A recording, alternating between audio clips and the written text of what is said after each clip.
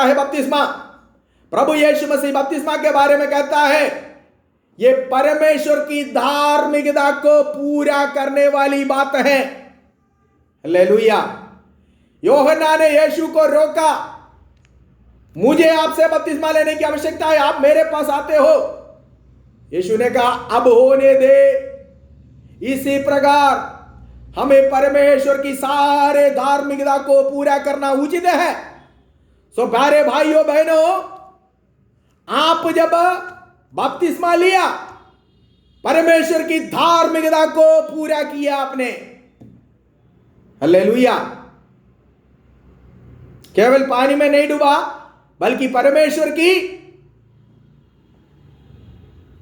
धार्मिकता को आपने इस बपतिस्मा के द्वारा अपने जीवन में पूरा किया। ये बपतिस्मा का दूसरा शब्द वहां पर भी यीशु कहता है। लूका रचित सुसमाचार में जल्दी निकलिए, जल्दी देखिए, लूका उसका 17वें अध्याय का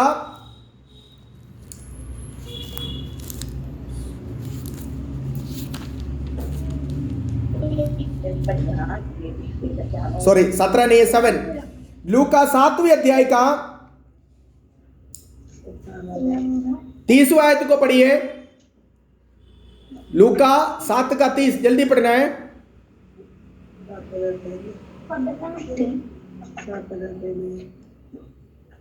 7 का 30।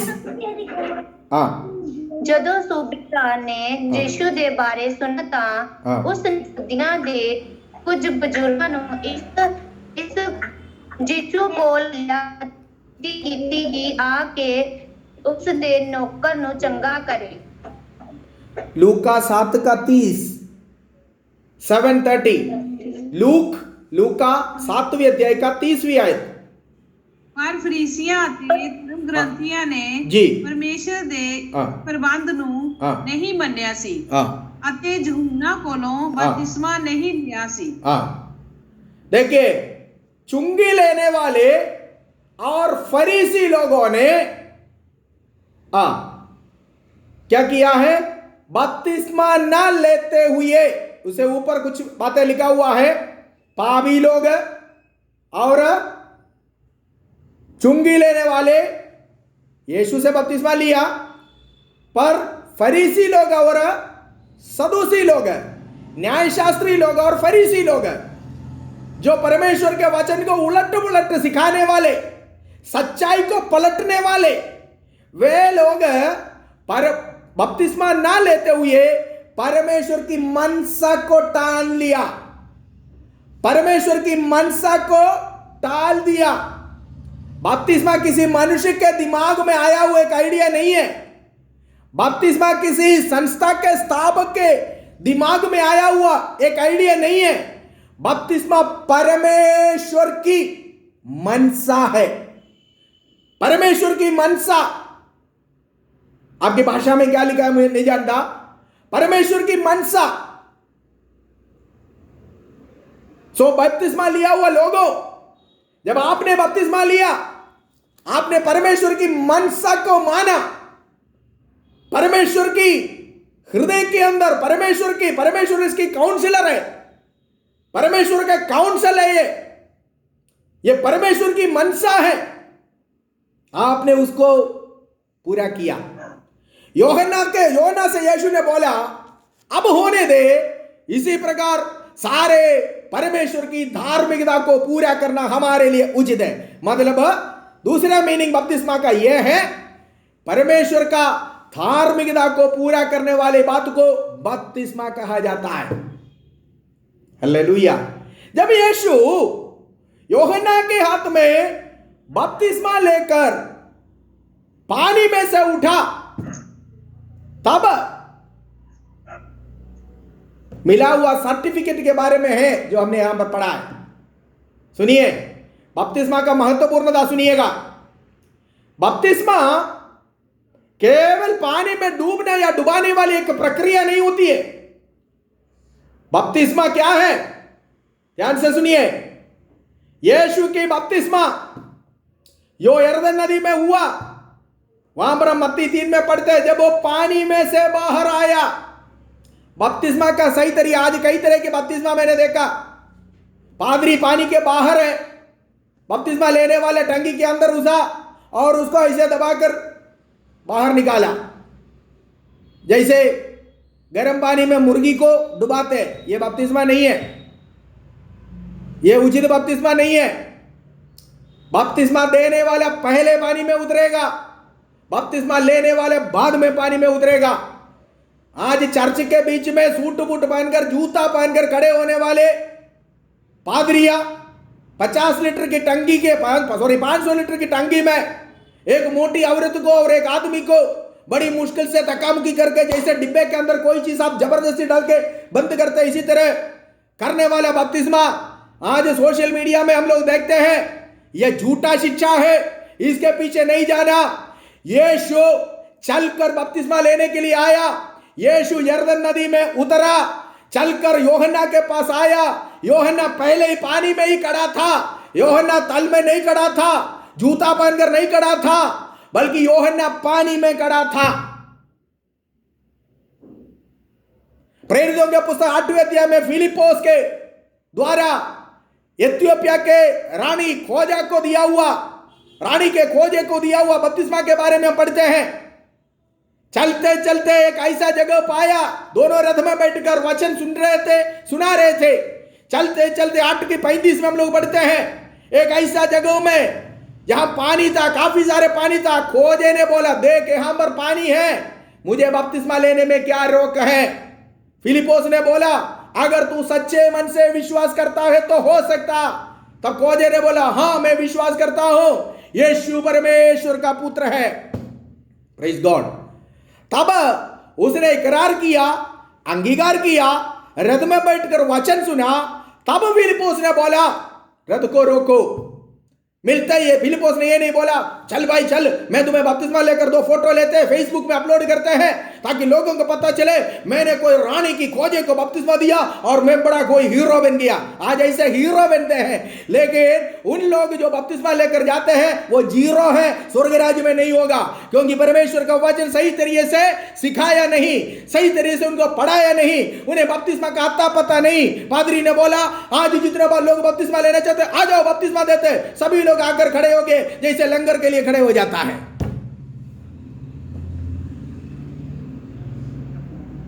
ऐसे बपतिस्मा आज बहुत होता है। बपतिस्मा सोच समझ कर लेना। बपतिस्मा का मतलब क्या है? बपतिस्मा संतान से प्रिय संतान बनने का एक प्रक्रिया होता है। हालेलुया। बपतिस्मा तक आप संतान थे, लेकिन बपतिस्मा लेकर आपको प्रिय संतान का दर्जा मिल गया है। इधर मत्ती 3:17 में हमने पढ़ा, यीशु जब पानी में से बाहर आया तब पिता ने यह सर्टिफिकेट दिया। 17वीं आयत में स्वर्ग खुल गया, आकाशवाणी सुनाई दिया, यह मेरा प्रिय पुत्र है जिस पर मैं अत्यंत प्रसन्न हूं। सुनिए, इधर सुनिए, यीशु बपतिस्मा लेने तक यीशु को यह दर्जा नहीं मिला, यह पद नहीं मिला, यह पोजीशन नहीं मिला कि यह मेरा प्रिय पुत्र है। आपको मालूम है, यीशु के बपतिस्मा तक यीशु को लोग बहुत सारे नाम से पुकारते थे। मत्ती 1 अध्याय का पहले आयत अगर आप पढ़े, वहां पर शुरू होता है इस पर, अब्राहम का बेटा, इसहाक का बेटा, याकूब का बेटा, योसेफ का बेटा, फलाना फलाना करके 42 पीढ़ी के बारे में वहां पर लिखा हुआ है। कुछ लोग यीशु को अब्राहम का बेटा कहता है, कुछ लोग यीशु को योसेफ का बेटा कहता है, कुछ लोग यीशु को बढ़ई का बेटा कहता है, कुछ लोग मनुष्य पुत्र कहता है, कुछ लोग परमेश्वर का संतान कहता है। काफी सारे नाम यीशु को लोग दिया था। लेकिन जिस दिन यीशु बपतिस्मा लिया, यरदन नदी में इस प्रकार की एक आवाज गूंज उठा, यह अब्राहम का बेटा नहीं, इसहाक का बेटा नहीं, याकूब का बेटा नहीं, योसेफ और मरियम का बेटा नहीं, बल्कि मेरा मनसा को पूरा किया हुआ, मेरा धार्मिकता को पूरा किया हुआ मेरा प्रिय पुत्र है। हालेलुया। जब आपने बपतिस्मा लिया, यरदन नदी में गूंज उठा हुआ वही आवाज स्वर्गदूतों के बीच में गूंज उठा है। हालेलुया। यीशु ने कहा, अगर तुम मुझे मनुष्यों के सामने मानोगे, जो कोई मुझे मनुष्यों के सामने मानेगा मैं उनको भी मेरे पिता और स्वर्गदूतों के सामने मान लूंगा। हालेलुया। जब आपने बपतिस्मा लिया उस समय स्वर्गदूतों के बीच में यही आवाज गूंज उठा, आज ये मेरी प्रिय पुत्री बना, आज ये मेरा प्रिय पुत्र बन गया। हालेलुया। यीशु बपतिस्मा तक पुत्र था, लेकिन बपतिस्मा के उस दिन से यीशु परमेश्वर का प्रिय पुत्र हो गया, प्रिय पुत्र हो गया। 4 अध्याय में आप देखते हैं बपतिस्मा लेकर तुरंत फिर यीशु के पास परखने वाला, परीक्षा करने वाले आया। ध्यान से सुनिए, मैंने आपको पहले बोला प्रिय संतानों को कष्ट ज्यादा है, प्रिय संतानों को परीक्षा ज्यादा है, प्रिय संतानों को हालेलुया परखना ज्यादा होता है, प्रिय संतानों का क्लेश ज्यादा होता है। बपतिस्मा लेकर प्रिय संतान बना हुआ, प्रिय संतान की सर्टिफिकेट मिला हुआ यीशु को तुरंत शैतान ने मरुभूमि में लेकर गया उसको परखने के लिए। प्यारे भाइयों बहनों, बपतिस्मा ना लिया हुआ उस समय तक आपको कम परीक्षाएं आएंगे, आपको कम टेम्पटेशन आएंगे, शैतान की आक्रमण आपके पीछे कम होगा। लेकिन बपतिस्मा लेकर प्रभु के प्रिय संतान होकर परमेश्वर के संग हालेलुया आमीन जीने का आप जिस दिन फैसला करते हैं उस दिन से शैतान आपके पीछे है, याद रखना। Praise the Lord. पीछे नहीं हटना, आगे बढ़ते जाना, प्रिय संतान बनकर आगे बढ़ना। हालेलुया। आगे हम देखते हैं बपतिस्मा का महत्वपूर्णता। बाइबल में हम लोग देखते हैं कि बहुत कम जगहों में पिता पुत्र पवित्र आत्मा इकट्ठा हो गए हैं एक साथ। पहला इंसिडेंट हम देखते हैं मनुष्य को बनाने से पहले, उत्पत्ति की पुस्तक 2 अध्याय में हम देखते हैं परमेश्वर ने कहा आओ हम हमारे समानता में और हमारे स्वरूप में मनुष्य को बनाए। वहां पर हम शब्द इस्तेमाल किया, यह बहुवचन है, बहुवचन है। सो मनुष्य को बनाने से पहले परमेश्वर कहा कि हम, मतलब एक से ज्यादा है, मतलब पिता पुत्र पवित्र आत्मा त्रिएक परमेश्वर स्वर्ग में सुन्न दोष हुआ, इकट्ठा किया, इकट्ठा हो गया और कहा हमारे समानता में मनुष्य को बनाए। आदम को बनाने से पहले आदम को बनाया, उसके बाद की सारी बातें आपको मालूम है। पाप में गिर गया इंसान, पूरा पीढ़ी को प्रभु ने नाश कर दिया। 8वां अध्याय में नूह के समय में प्रभु ने नूह को उस पीढ़ी में धर्मी देखा, धर्मी समझा। नूह को प्रभु ने कहा मैं संसार को नाश करने वाला हूं, तो अपने लिए और अपने परिवार के लिए एक जहाज बनाना। जहाज बनाया, नूह और परिवार जहाज के अंदर प्रवेश किया। साथ साथ नूह ने प्रचार भी करता रहा, लेकिन कोई मन नहीं फिराया। नूह के जहाज में 8 लोग प्रवेश किए।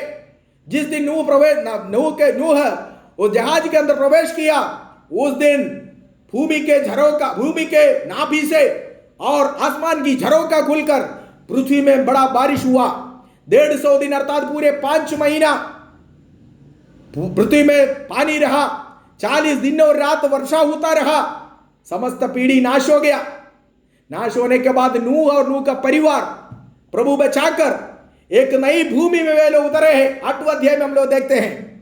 और वहां पर उतरने के बाद नूह के संतानों ने इस प्रकार कहा, वो आने वाले दिनों में अगर इस प्रकार की एक विपत्ति हो गया तो हम में से कोई नाश ना हो, इसलिए हम लोग आसमान तक पहुंचने वाले एक गुम्मट को बनाए। लोग जब परमेश्वर से बलवा कर आसमान तक पहुंचने वाला गुम्मट बनाने के लिए इरादा किया, विचार किया, काम हो रहे थे, उस समय में प्रभु ने कहा आओ हम उतर कर उनकी भाषा में गड़बड़ी डाले। उस दिन तक समस्त भूमि में एक ही भाषा था, लेकिन वहां पर लोग जब परमेश्वर की रिबेलियन, परमेश्वर से बलवा करते हुए जब परमेश्वर के विरुद्ध वो काम करने लगे, परमेश्वर ने कहा आओ हम, वहां पर भी ये शब्द इस्तेमाल किया, हम प्लूरल बहुवचन, हम उतर कर मनुष्य के कामों में, मनुष्य की भाषा में गड़बड़ी डाले।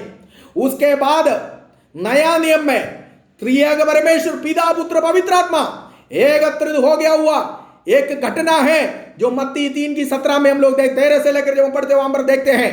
यीशु की बपतिस्मा के समय में एदन वाटिका में मनुष्य को बनाने से पहले जिस प्रभु ने कहा आओ हम अपने स्वरूप में बनाए, नूह के समय में बाबेल के घुमट में भाषा में गड़बड़ी डालने के लिए जिस परमेश्वर कह रहा आओ हम उधर उनकी भाषा में गड़बड़ी डाले, वो परमेश्वर हकीकत में यरदन नदी में अपनी उपस्थिति को दर्शाया। यीशु मसीह जब बपतिस्मा लिया उस समय पिता पुत्र पवित्र आत्मा त्रिएक परमेश्वर एकत्रित हो गया। बपतिस्मा लिया हुआ भाई लोगों, आपकी बपतिस्मा का महत्वपूर्णता समझिए।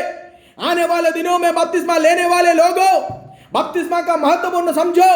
बपतिस्मा केवल पानी में डूबने वाली एक बात नहीं है, एक प्रक्रिया नहीं है, बल्कि बपतिस्मा पिता पुत्र और पवित्र आत्मा तीनों एकत्रित होने वाला एक महत्वपूर्ण सेवकाई है। परमेश्वर की मनसा को पूरा करने वाली एक सेवकाई है। परमेश्वर की धार्मिकता को पूरा करने वाली एक सेवकाई है। देखिए, पिता परमेश्वर स्वर्ग से बोल रहा है, यह मेरा प्रिय पुत्र है जिस पर मैं अत्यंत प्रसन्न हूं। पिता की उपस्थिति, पुत्र प्रभु यीशु मसीह यूहन्ना बपतिस्मा देने वाले के हाथ में यरदन नदी में खड़े हैं। पुत्र की उपस्थिति, पिता और पुत्र के बीच में कबूतर के नाई पवित्र आत्मा उतरते हुए सभी ने देखा है। तो पवित्र आत्मा भी वहां पर आया। ध्यान से सुनिए, पिता पुत्र पवित्र आत्मा का नाम बपतिस्मा में घोषणा करने के लिए यीशु ने कहा। मत्ती 28 में यीशु ने कहा, इसलिए तुम जाओ, सारे लोगों को सुसमाचार सुनाओ और विश्वास करने वालों को पिता पुत्र पवित्र आत्मा की नाम से बपतिस्मा दो। क्यों यीशु ने इसे कहा?